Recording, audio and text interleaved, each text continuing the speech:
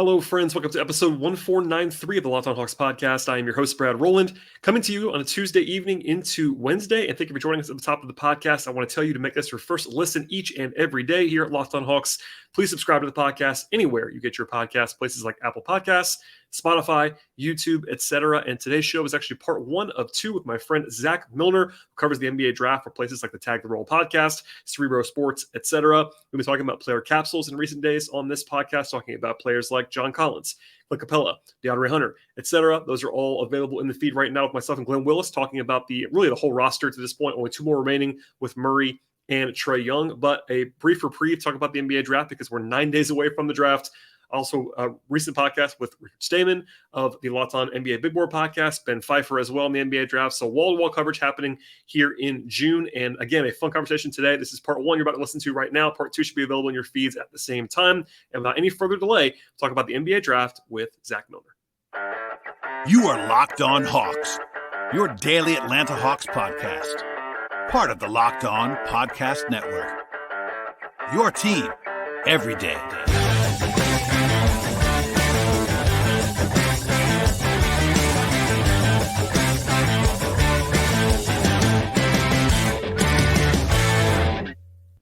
I'm joined now by Zach Milner, genuine NBA draft expert. Hello, sir. How are you? I'm doing pretty good. How are you doing? I'm good. We're getting closer. We're recording this podcast on Tuesday, so 9 days to the draft. We're almost there. It's sort of come quickly in some respects. In other ways, feels like it's always forever. Now the finals are over, so it seems like everyone in the world turns their attention to the draft at this particular moment. This was scheduled before that, so we were not purposely doing that anyway. Right. And I talk about the draft more than most people do, not as much as you do, but anyway, it's a good time to talk about the draft for sure. Lots of extra eyes and ears and stuff like that. But we have a couple guys to talk about with regard to the Hawks and their range at 15 overall. Before we do that, though, I do want to ask you, generally speaking, and I do listen to your podcast with Mark, so that I have a little bit of back knowledge here, but I want to know what you think of this class and kind of like what your philosophy almost would be as the Hawks. Like, obviously, you don't know who's going to be available at 15. That's one of the tricks of this range, and I keep saying that to the point where I'm sure fans are hating that I say that, but I genuinely don't know who's going to be available when they come on the board at 15, which is part of this. But what do you make of the class overall and kind of where the Hawks are as far as like evaluating this range of players? So I think for the class overall, I think I'm a little bit more on the higher side relative to other people, but I think that's not because of I think the college class was a little bit underwhelming, but then you have guys at the top like Scoot, Wemby, and some of the overtime guys. Like, I think they are carrying the top of the class for the most part. Like, there were some good college players in Brandon Miller, Juris Walker. There were guys, but I do think the college class as a whole is probably underwhelming. But when you take into account the non-college guys, it's pretty solid. I think there is a little bit of drop off early on, but I think like the 5 or 6 to like 18 to 19 range is a pretty like wide range where like I don't think people who are in like the 13 to 18, they're all similar people. So I think when you're at the Hawks pick, you're going to actually find a pretty good talent at that pick. But in terms of approach for what I do here is I think it's tough for the Hawks when you have Trae Young and DeJounte Murray. Do you want to surround them with spacers who can space the floor and make it easier on them? But for Trae, you also want to have a good defender next to him. So trying to find that player in the first round, it's easier to find someone who can contribute on both sides than it is in the second round, but just trying to find the balance of how can they fit next to Trae on both sides of the ball and also make it just make it easier for everyone on offense and on defense. Yeah, it makes sense. And it's just weird spot that I've talked about a lot on other shows about like where the Hawks are organizationally, which plays in this too. And there's decisions to make up and down the roster around Trae and maybe DeJounte long-term, we'll see. But it's a good sort of synopsis on where they are, because it's like I said, it's tough to find players that are definitely going to be there, guys that definitely won't be there. I keep getting asked on various radio things, I'm sure you can imagine, like what the best case scenario is, and it's like, well, who's available? I mean, and my stock answer as well, I'm actually going to ask you about this player, so it's a good sort of transition.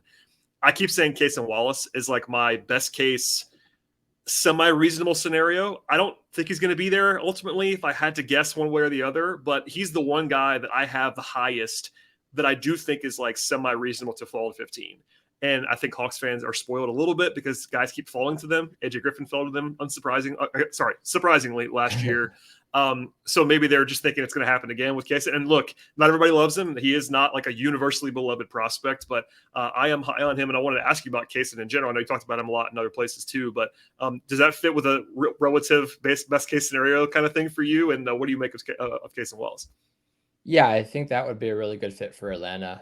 I personally am on the lower end for Cason, but that's relative to people saying he's like a top 7, top 8 guy. I was going to say at 15, it's like you could be kind of relatively low and still be there with him. I guess. Yeah, I would definitely be taking him at 15 if he's there. It's just like compared to who I've talked to and where they've had him, I'm just lower on it than them because I'll say Mike concerns with him because I'm sure you've talked about the positives and concerns. But with me, I'm actually a little bit lower on the perimeter defense, not against like as a whole. I think he's going to be a good defender, but I think against the bursty guards, I think he was able, or he got blown by a bit in college. Like the Marquise Noel in the Kansas State game was able to drive by him several times. And then when you go against some of the bigger wings, I don't think he did the best job of holding his ground against them either. Like Jalen Clark is someone who isn't that great of an offensive player, but was able to score over Cason 2 or 3 times in the UCLA game rather easily.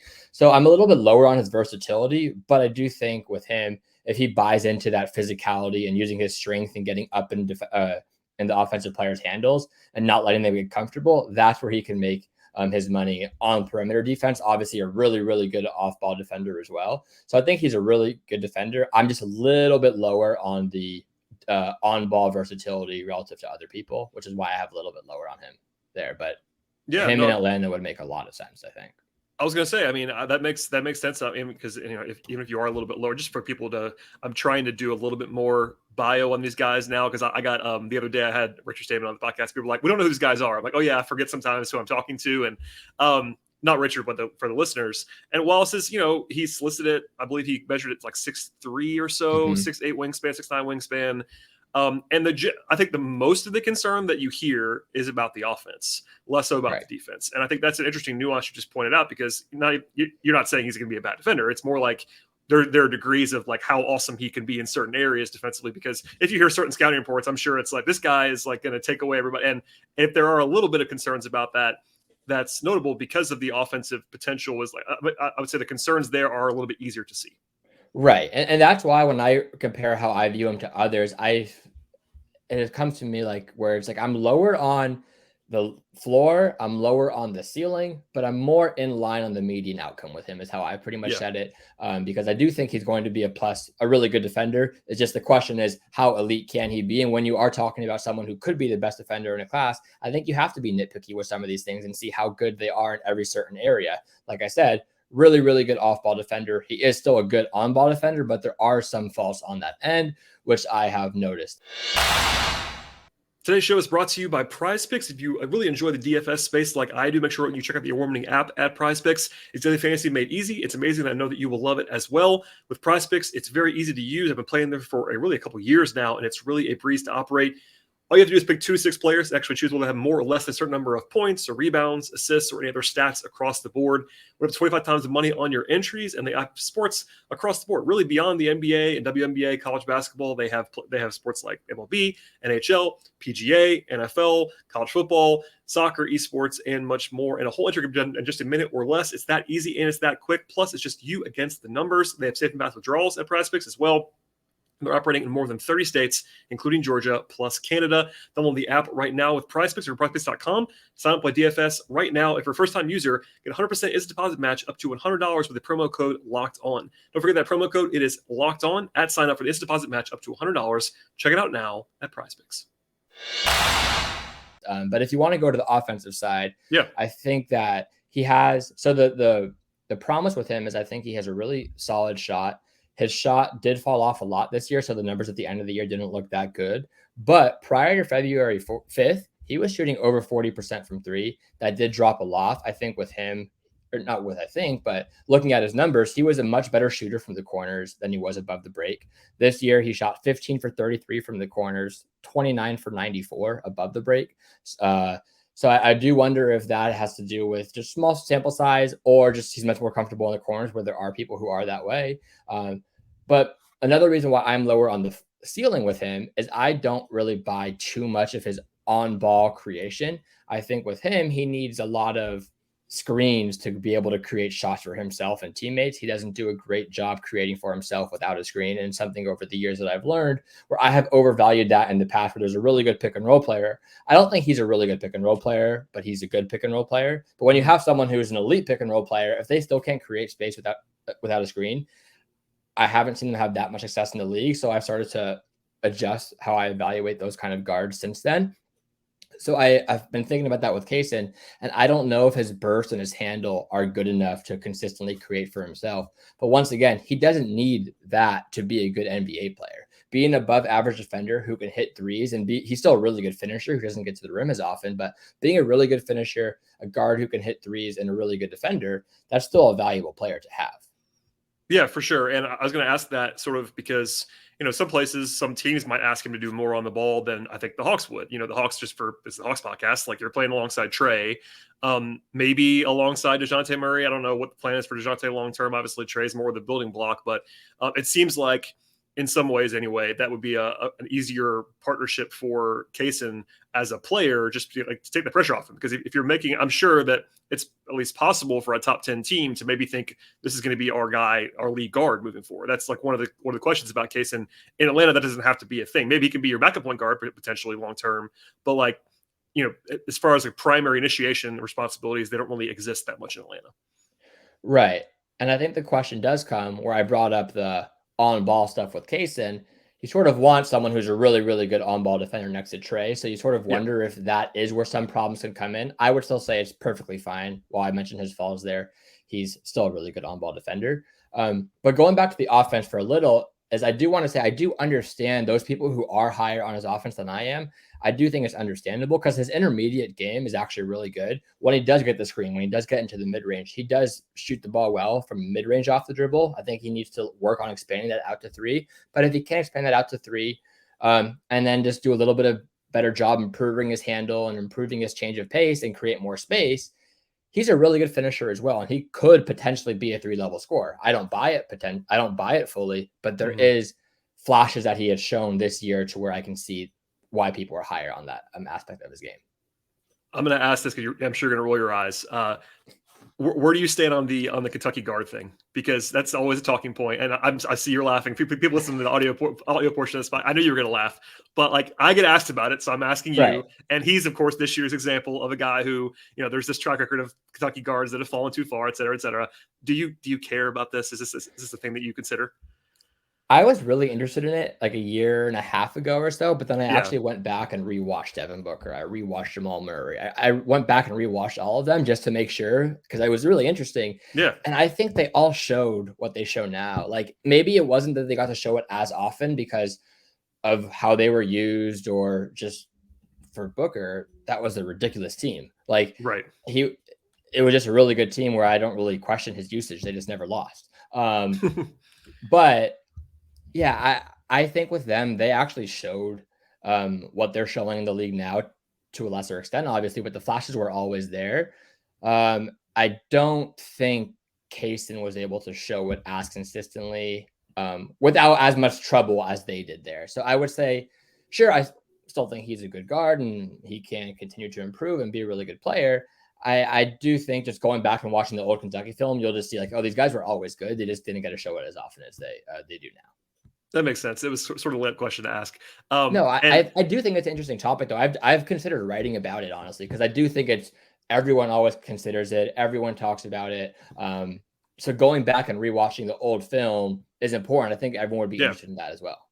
No, I totally agree. And the last thing on this is sort of a transition in some ways. Like there's been a lot of questions I've gotten about, why certain players haven't worked out for the Hawks. And my stock answer is at 15, guys don't want to come sometimes because they want to go on the lottery and they don't want to come visit you, especially when you're visiting, especially if you're a guard, let's say, like Cason, you don't want to go to a team with Trey Young and DeJounte Murray if you can help it, probably. And there was this, I'm not saying it was an incident, but the Hawks announced Cason as a workout participant, and about 2 hours later, they said he wasn't coming, and he was going to be their highest profile guy that had come so far. So I wonder, like, even beyond the Hawks, like, do you pay close attention? Like, how much does it grab you? Like, who works out where, and especially in this range where it's so uncertain who's going to actually be around. Like, I almost ignore it, to be honest. Like, what guys do when they play is notable enough to me, but I think you're almost better off just saying, I don't care. Cause as the go-to example is the Hawks didn't work out AJ last year. AJ he never came to Atlanta. They took him anyway. It doesn't really matter.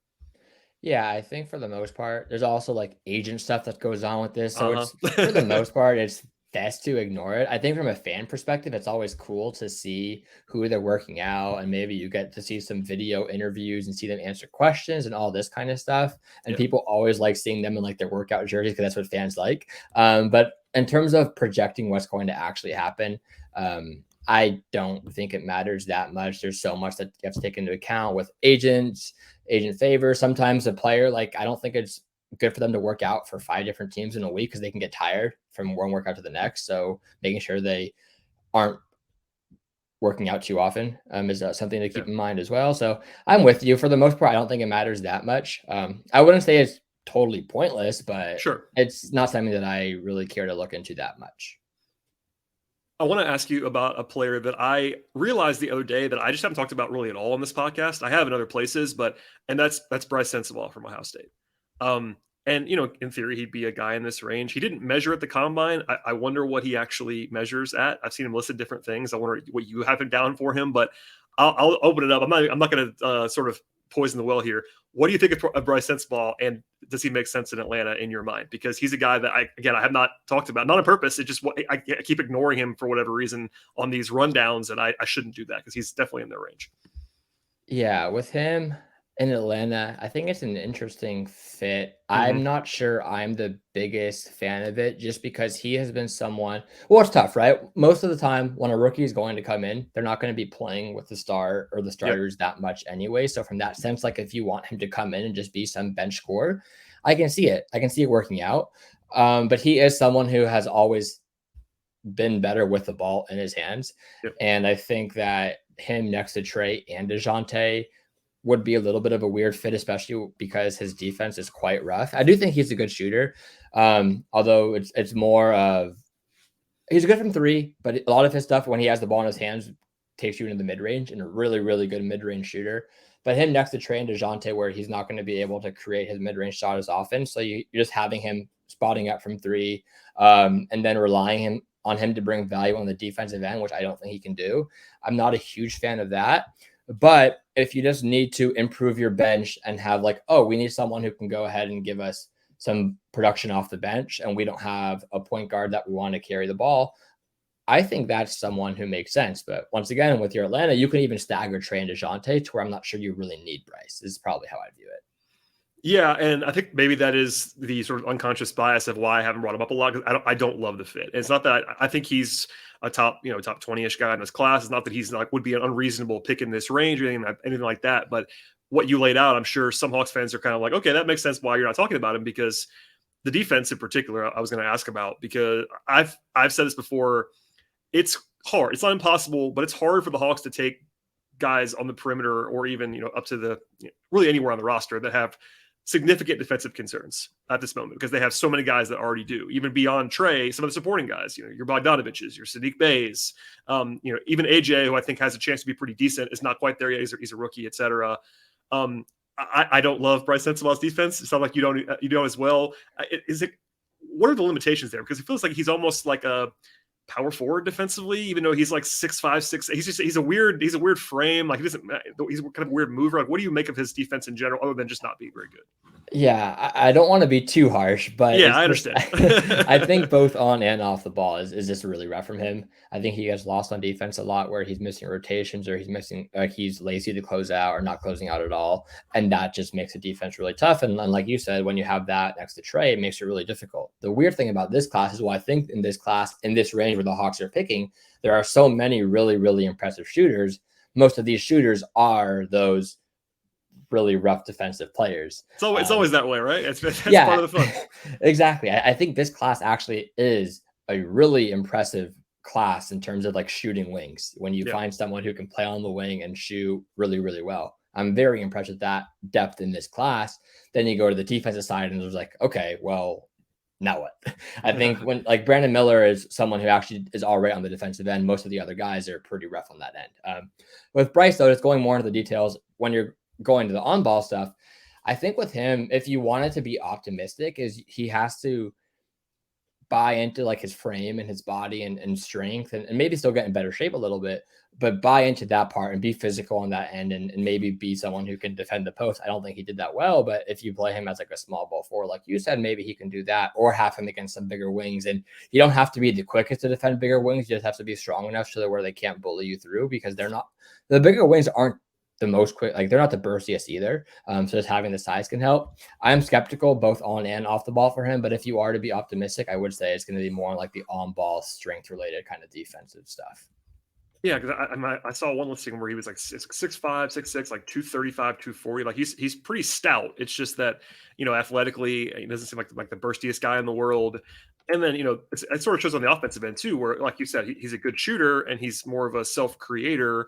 Another thing where, like, yeah, the Hawks could probably use some self-creation if like, somewhere. But with what they've already have on their roster, with the addition of, at least in theory, more AJ Griffin in the future, et cetera, that's not really a need. Like they could maybe use it, but they're almost better off in some respects, obviously perfect world, getting someone who doesn't need the ball as much as Sensabaugh does. Does that make sense to what I'm saying there? It feels like you said earlier, he's probably someone you would best optimize as someone who has the ball more often than not on offense.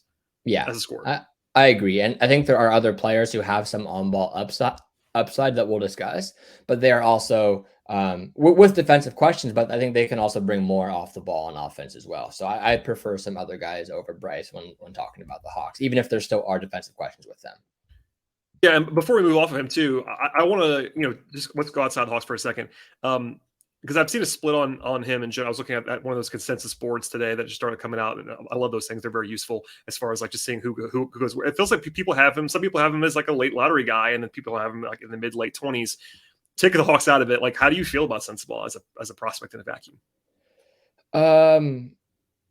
I think around the 20s makes sense for him. I think that makes sense for him.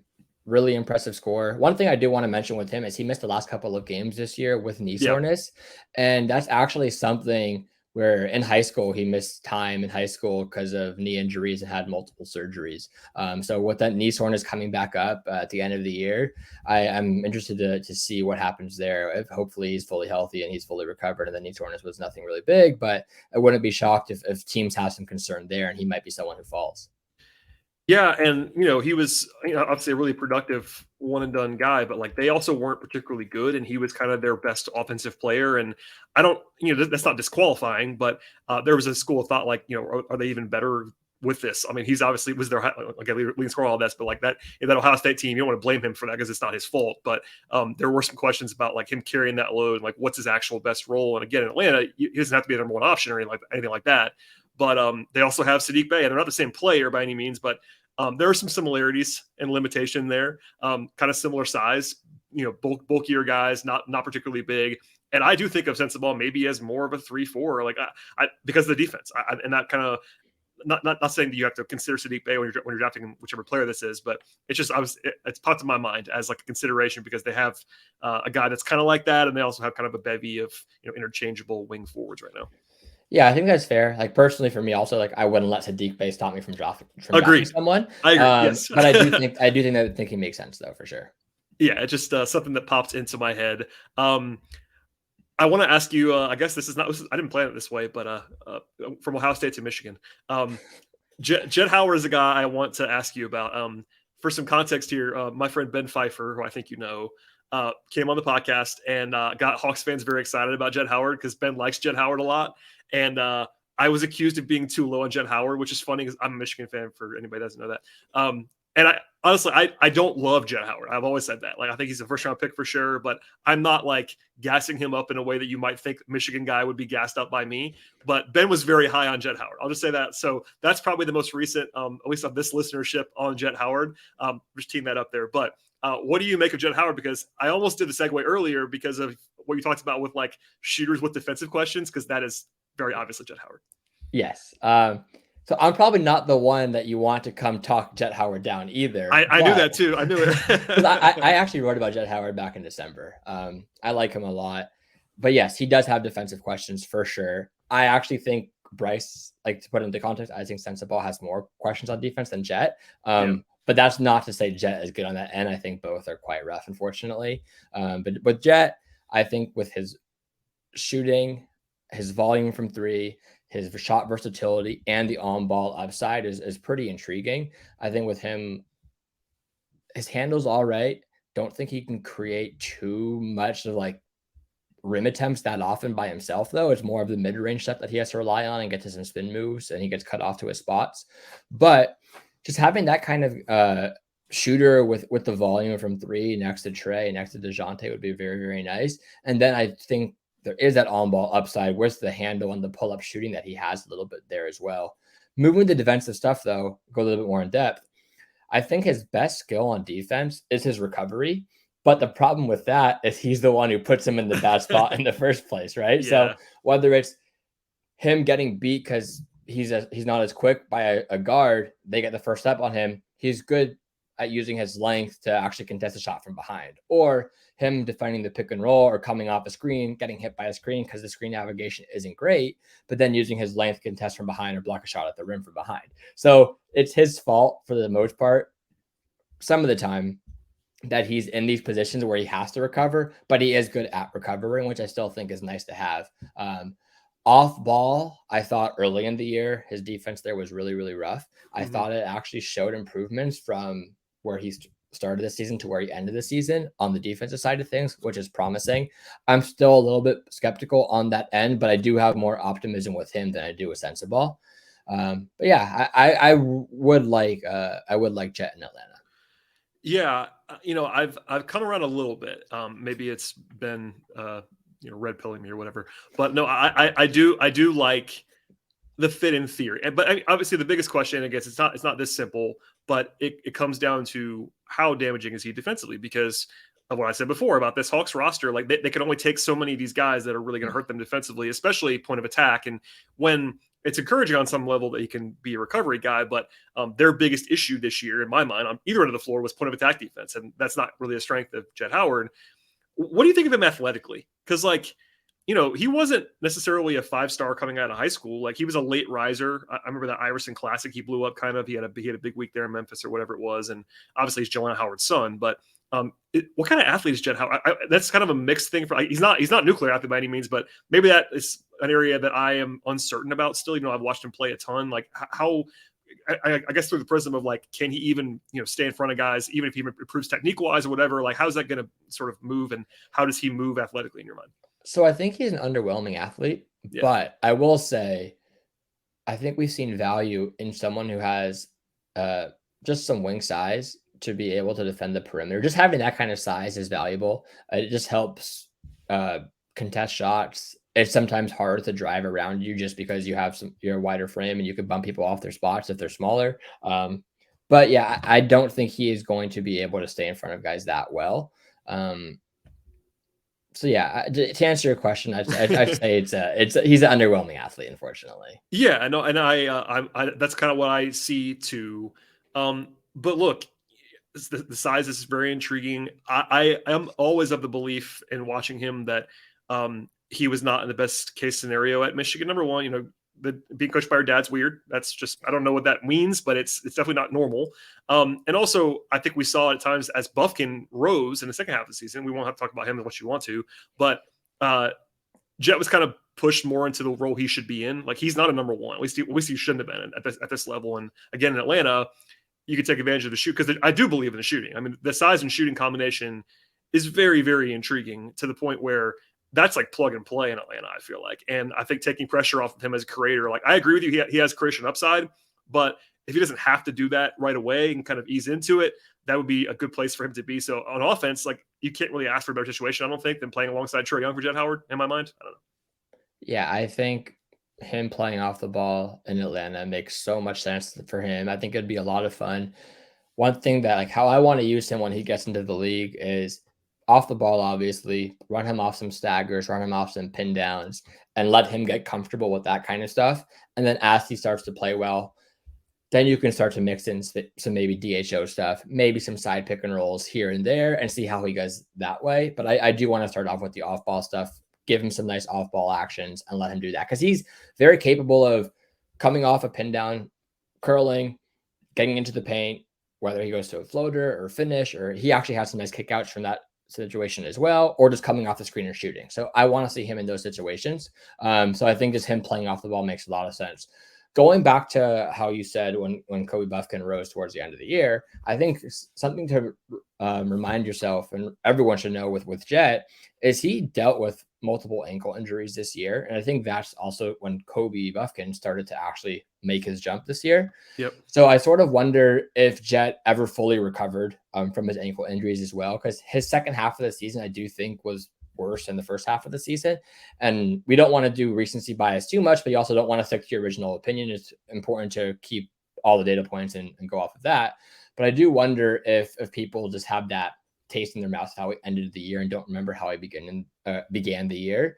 But yeah, also talking to a lot of Michigan people, they aren't that high on Jett, which I do think is interesting. And I don't think that's random. Like when I went to Arizona back in the day, I was an Arizona fan when I was at school, but there were guys who were like, yeah, he could be a top prospect, but I don't think he's that good. And I think that does mean something because you're seeing them play all the game. And like sometimes I remember Stanley Johnson at Arizona. I'm like, yeah, he sometimes got benched at the end of the games, even though he was a top 10 prospect. And yeah, so I think it means something, to be honest. It does. But I will say, like, sometimes it can also be a little bit misleading because it was also like a maddening college basketball season for Michigan. So maybe that bleeds over too, which is that's not Jett Howard's fault. Like he wasn't the reason they were not great this year.